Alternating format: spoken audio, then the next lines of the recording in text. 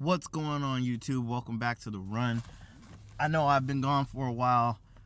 There's so much that's been going on. I made like 3 or 4 videos. I just haven't released them. So I don't know. I might release it. I might not. It just kind of depends on how I feel. But right now I'm back home. I was home for like a week. Or I was home for like 2.5 weeks because I lost my driver's license. I had to wait to get my CDL. Actually, let me make sure I got my driver's license. Yeah, I got my driver's license. So I had to get my CDL.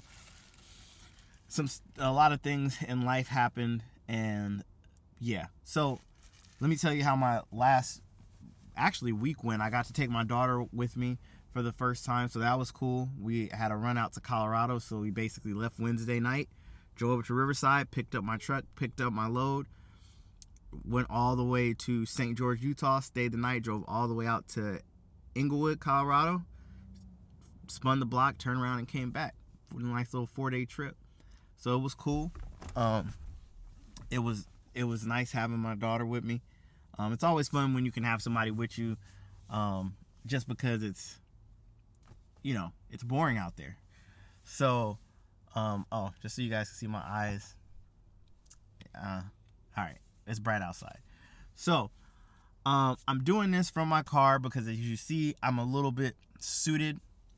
I'm not booted, but I look a little bit professional. I had a job interview today, and I had a job interview with waste management. Hopefully I get it. Like, I'm praying I get it because I'm tired of this OTR life. But after this is my second interview. I didn't make the first one, but let me explain this to you guys, because the interview was a lot harsher than I thought it was going to be. And not in the sense that they asked a whole bunch of tough questions and things like that, but it was a very structured interview in the sense of, as truckers, right? We tend to, our CD, as long as our CDL is good, we don't got no real hits on our CDL or no drug violations with the FMCSA or whatever. We're good, right? You just walk in, breathe, you got a job. There's no interview with Swift. When I walked into Swift, I just applied and they said, come on in.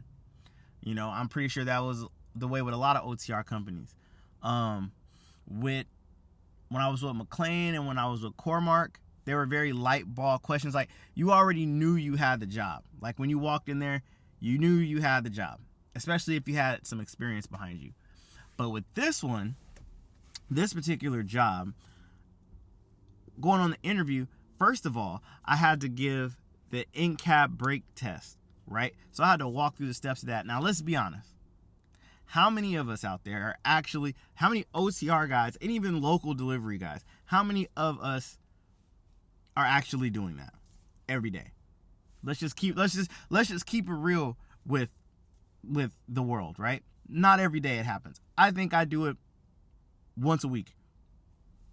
And that's just being real. And if you tell me you do it every day, somebody is out here lying, because if you go to the truck stops, go to your Pilots, your Loves, Petros, TAs, and go stand out there at 5 a.m. when all the truck drivers are getting ready to pull off, and go see if any of them are hopping out of the truck, putting their chalks in, doing all the tests, doing the tug test. No, we'll do a tug. We'll do the pre-trip, the actual pre-trip, do the tug test, make sure nobody pulls our fifth wheel, and we're out.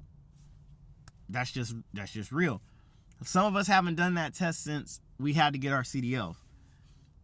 That was the first question they asked me, and it caught me so much by surprise. I just fumbled through it. I knew how to do the test, but I fumbled through it. So there's that one. And this is my second interview. So the guy told me this time what I screwed up on last time. He pulled up his notes and he told me. So I'm telling you. So that's one of them. Second, know your job. Know your job. Know your air brakes, how to do a pre-trip, all that stuff like that. Because some companies may ask you. It's not all about driving. They want you to be knowledgeable. And if you don't know waste management, they're a big waste collection company, along with like Republic, Edco, Athens, stuff like that.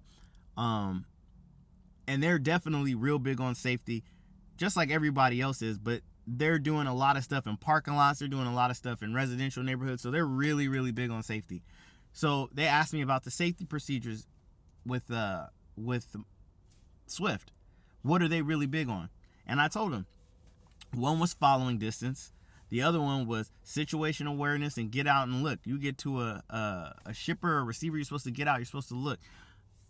Do we all do that all the time? No. Especially if we're going to a shipper that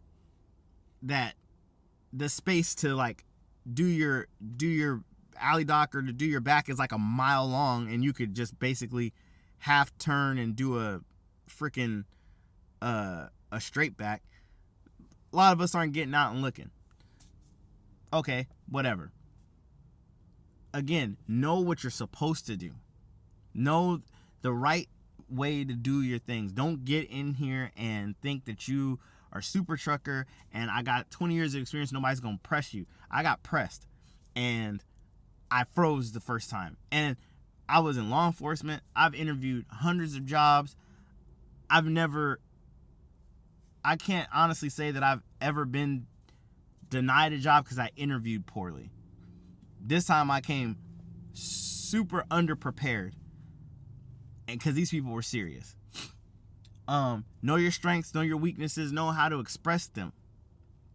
Again, I've been a trucker so long, I never had to answer those questions. I haven't had to answer those questions. I've always been in a situation where it's like, okay, you're going to get the job, or however, whatever it's going to play out to be. So, I got pressed. I think I already said that. I'm just going to keep saying, I got pressed. Know your strengths and weaknesses. Know how to explain them. Another big thing in this interview process, when you go interview for these smaller companies, these mom and pop companies, or these companies that pay a little bit more, however the case is, if on your resume you have a bunch of truck driving jobs within a short amount of time, you better be able to explain why you did it. I have Swift, McLean, Cormark. I didn't put Knight in there because I was with Knight for like 2 weeks. But Swift, Cormark, what did I say? Oh yeah, Swift, Cormark, McLean, right? All within a year and a half, I've had 3 jobs.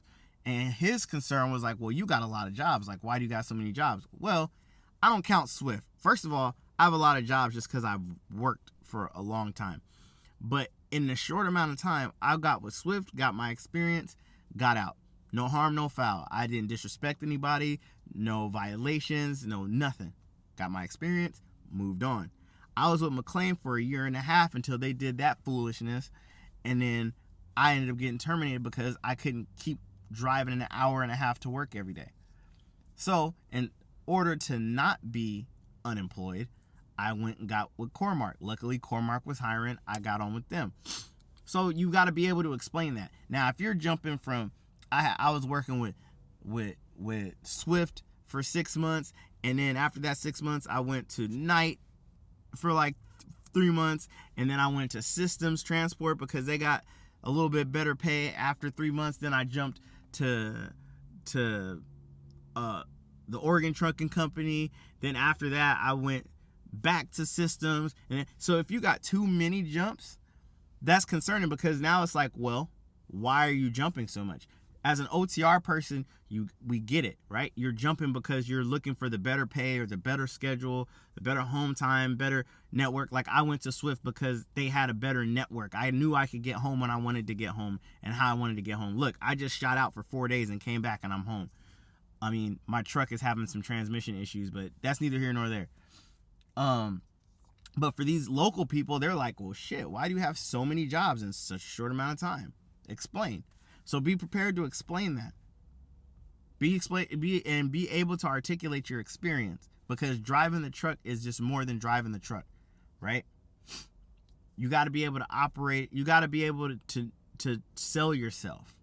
And for a lot of us truck drivers, we fail to sell ourselves because our CDL sells itself. That's how we feel. A lot of these companies aren't like that, especially these companies that are paying a lot of money, that are paying you $28, $30, $35 an hour. they want to know that the person that they're hiring is really about it. I had to tell that guy, like, look, I'm not trying to go anywhere. The reason why I'm trying to get this job is because I'm trying to stay here. And it was intimidating. I don't know why it was intimidating. Again, I was in law enforcement. I've done this. I don't know why it was intimidating, but it was intimidating. So understand that your CDL just isn't it. When you want those better jobs, come dressed like right now, right? I'm casual. I'm not in a 3-piece suit and stuff like that. I've done that before and I was overdressed. But come dressed. Don't come to these interviews looking silly. Don't come to these interviews looking crazy and just like you just woke up out of bed. Because again, the Swifts, the Knights, the Schneiders, all those, they don't care. They just need a body to put in the truck to move. Here in these local jobs and stuff like that, or these like regional local jobs, whatever, they're looking for somebody to be the face of the company. So come. I got a polo. I think I got this from Walmart. That might not even be the real damn symbol. Some jeans and some brown dress shoes, right? Have an outfit. Be ready. Sell yourself. Be on time. Don't think that the interviewer doesn't like my interviewer. He's a smart guy. He is like this regional like HR representative, and he's traveled and does all this other stuff. He's not just some back office worker that's just like Dude took notes. I may not get the job this time because they asked me, I did everything right on the air brake test, but then the guy asked me what's the lowest possible that it could go. And my stupid self said 45 and it's 55. But the last time we had this interview, I completely just botched it. Like I was just all over the place. So I just wanted to bring that to you guys. And I want you guys to understand that your CDL isn't just it. Treat it like it. Every time you go interview like it is the job of your life. And for me, this is the job of my life, because if I get this job, this changes so much in my life. So I just wanted to bring that to you guys.